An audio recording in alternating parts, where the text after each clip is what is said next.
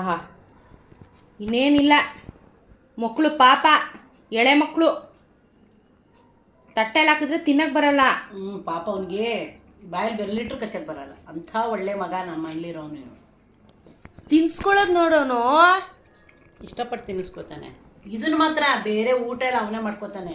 ಮೊಟ್ಟೆ ಮಾತ್ರ ತಿನ್ನಿಸ್ಬೇಕು. ನಾವು ತಿನ್ನಿಸ್ಬೇಕು ಸಮಯ ಮಾಡ್ಕೊಂಡು. ಬಮ್ಮ ಕುರಿ ಗಿಡ ಬಾ ಕುರಿ ಬಾ. ಅವಳೇನು ಕಡಿಮೆ ಏನಿಲ್ಲಮ್ಮ, ಅವಳು copy cat.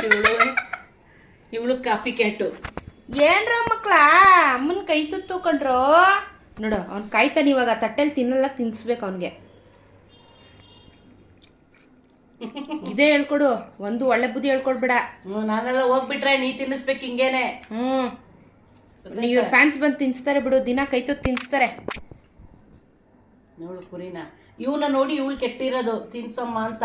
Copy Kat. Copy ಕ್ಯಾಟೆ ನೋಡಲ್ಲಿ ಇಬ್ರು